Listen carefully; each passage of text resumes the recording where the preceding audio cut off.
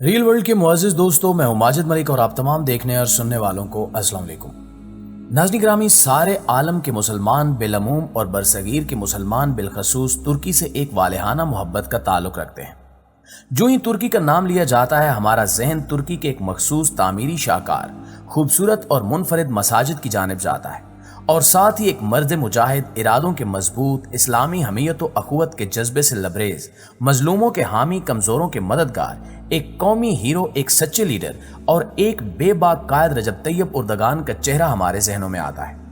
لیکن کیا آپ جانتے ہیں کہ اسلامی دنیا کی سربراہی کرنے والے طیب اردگان نے کس طرح چند پیسوں کی خاطر جوس بیچا اور مفلسی کی زندگی گزاری؟ اگر آپ نہیں جانتے تو آج کی ویڈیو میں ہم آپ کو یہ سب بتانے والے ہیں، لہٰذا اس قیمتی اور معلوماتی ویڈیو کو شروع سے لے کر آخر تک ضرور دیکھیے گا۔ ناظرین گرامی، بے شک طیب اردگان ہی وہ شخصیت ہیں جو موجودہ دور میں واحد تن تنہا دنیا کی صلیبی، طاغوتی اور دجالی لشکر کی خون خار آنکھوں میں آنکھیں ڈال کر مقابلہ کر رہے ہیں۔ یہی وہ مرد مومن ہے جو پوری دنیا میں مظلوم امت کی ترجمانی کر رہے ہیں، اور انہی کے حقائق اور دباؤ سے جنرل اسمبلی میں مظلوم مسلمانوں کی ترجمانی بھی ہوئی اور اسرائیل کو ایک فتنہ گر اور قابض ریاست ٹھہرایا گیا۔ اسی اصلیت اور حقانیت کی بدولت آج وہ عالم اسلام کے دلوں پر راج کر رہے ہیں۔ یہ وہ شخصیت ہیں جس نے ترکی کو ایک تباہ شدہ معاشی حالت سے نکال کر ایک مضبوط معیشت بنایا۔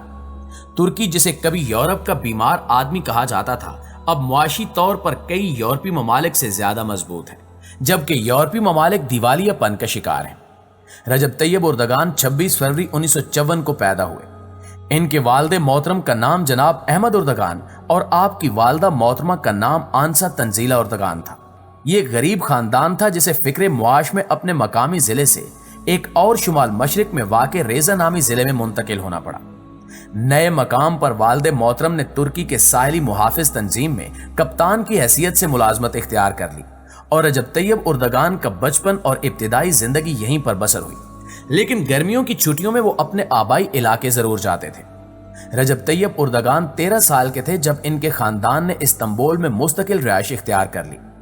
عملی زندگی کے دوران بھی رجب طیب اردگان کا قلبی تعلق اپنے آبائی علاقے سے رہا اور وہ کثرت سے یہاں آتے جاتے رہے، یہاں تک کہ 2015 میں آپ نے اپنے آبائی گاؤں کی قریبی پہاڑی چوٹی پر بہت بڑی مسجد تعمیر کی۔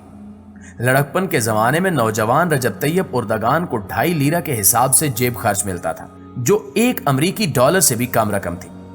نوجوان رجب طیب اردگان اس رقم سے پوسٹ کارڈ خریدتے اور ان کو گلیوں میں معمولی منافع پر فروخت کرتے، یا گرمیوں کے دنوں میں چوک پر رکی گاڑیوں والوں کو ٹھنڈے پانی کی بوتلیں فروخت کرتے تھے، یا کبھی کبھی سفید کوٹ پہنے ڈبل روٹی سے بنی کھانے کی چیزیں بیچتے بھی نظر آتے تھے اور اپنا خرچہ نکال لیتے، اور اپنے والدین کے ساتھ خانگی اخراجات میں معاشی اور مالی تعاون بھی کرتے۔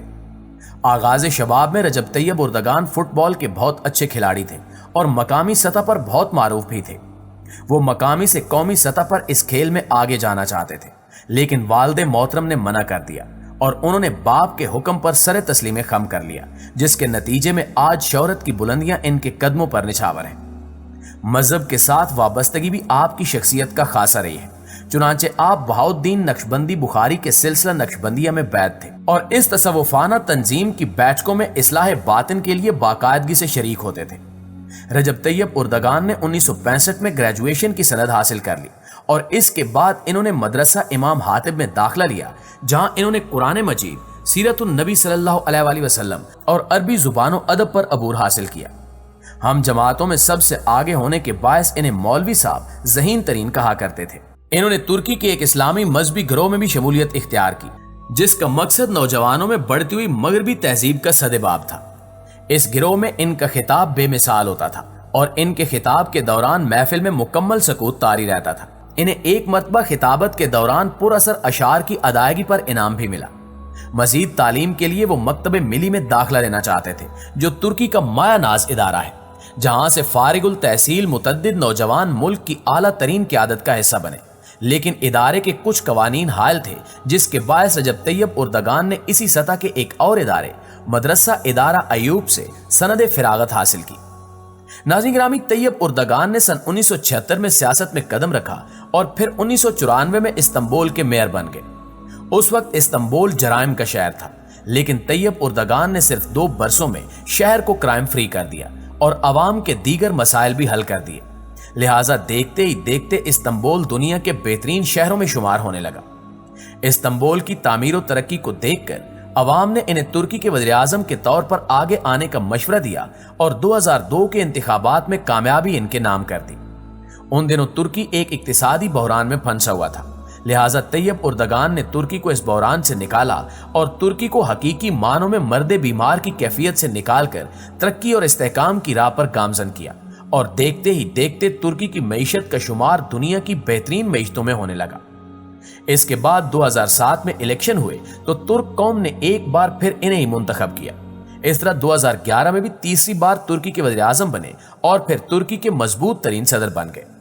हर बार अवाम के दिलों में इनकी मोहब्बत पहले से ज्यादा होती गई और इस मोहब्बत का अंदाजा आप इस बात से लगा सकते हैं कि 15 जुलाई 2016 की शब फौज के एक धड़े ने मुल्क में मार्शल लॉ के निफाज का ऐलान किया तो बगावत की साजिश को तुर्क अवाम ने सड़कों पर निकलकर टैंकों के आगे लेटकर और अपनी जानें कुर्बान करके नाकाम बना दिया। आपको मालूम होगा कि तैयब उर्दगान का वक्तन फवक्तन कोई न कोई मंसूबा कारनामा आलमे इस्लाम की हिमायत और अगयार के खिलाफ दिया गया कोई बयान सामने आता रहता है जो इनकी मकबूलियत और हर दिल अजीजी में इजाफा करता है। यही वजह है कि इस वक्त तैयब उर्दगान अपने मुल्क की तारीख का मकबूल तरीन और हर दिल अजीज हुक्मरान शुमार होता है।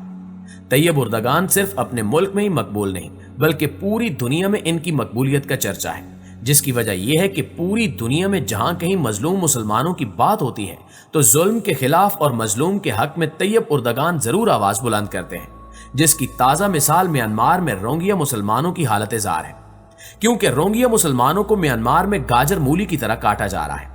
इन हालात में होना तो ये चाहिए था कि मुस्लिम ममालिक के तमाम हुक्मरान मिल बैठकर मुख्तलिफ ऑप्शंस पर अमल करते हुए रोहिंग्या के मुसलमानों के लिए बुनियादी इंसानी हकूक और अलग रियासत की राह हमवार करते, लेकिन चंद एक के सिवा तकरीबन तमाम ने चंद बयानात देकर खुद को बरी जिम्मा समझ लिया। ऐसे में मजलूम रोहिंग्या के हक में सबसे तवाना आवाज और मजबूत इकदामात और सबसे अहम किरदार तुर्की के सदर रजब तैयब उर्दगान का है, जिन्होंने रोहिंग्या मुसलमानों के कत्लेआम को नस्ल कुशी करार देते हुए इस पर खामोशी इख्तियार करने वालों को भी जिम्मेदार ठहराया। इस हवाले से मुस्लिम दुनिया के मुतअद्दिद ममालिक के रहनुमाओं से राब्ता किया, जबकि आंग सान सूची को भी फोन करके मजालिम की शदीद अल्फाज में मुजम्मत की और बांग्लादेश में आने वाले तमाम रोहिंग्या मुहाजिरीन के न सिर्फ तमाम इखराजात बर्दाश्त करने का ऐलान किया बल्कि फौरी तौर पर अपनी बीवी अमीना उर्दगान, अपने बेटे और कई काबीना मेंबरान को इमदाद के साथ बांग्लादेश भेजा, जिन्होंने मुहाजिरीन के कैंपों का दौरा किया और इमदादी सरगर्मियों को आगे बढ़ाया। इसके बाद तुर्क सदर रजब तैयब उर्दगान ने अक़वाम मुत्तहिदा की जनरल असम्बली के 72वें इजलास से खिताब करते हुए कहा कि म्यांमार के मुस्लिम अक्सरियती अरकान रियासत में मुसलमान आबादी का सफाया किया जा रहा है। रोहिंग्या मुसलमानों के गांव जो पहले ही इंतहाई गुर्बत में जी रहे हैं, उन्हें अपना खित्ता और आबाई वतन छोड़ने पर मजबूर किया गया। बांग्लादेश में रोहिंग्या मुसलमानों के कैंपों में बुनियादी इंसानी जरूरियात तक मौजूद नहीं है। तुर्क सदर ने कहा कि बिल्कुल शाम की तरह अराकान के अलमिये पर भी आलमी बिरादरी नाकाम हो चुकी है। जब तक म्यांमार में जारी इंसानी बहरान को रोका नहीं जाता, तारीख के एक और स्याह दाग पर इंसानियत को शर्मनाक जिंदगी गुजारना पड़ेगी। नाज़रीन गिरामी, रजब तैयब उर्दगान अगरचे कायनात के सबसे बेहतरीन हुक्मरान नहीं है, जहां इनमें बहुत सी खूबियां हैं, कई खामियां भी होंगी, लेकिन ये कहा जाए तो बेजा ना होगा कि इस वक्त मुस्लिम ममालिक में सबसे बेहतरीन हुक्मरान तैयब उर्दगान है। एक दर्द दिल रखने वाला मुसलमान हुक्मरान जो उम्मत की बात और अमली तौर पर दिलजोई करता है।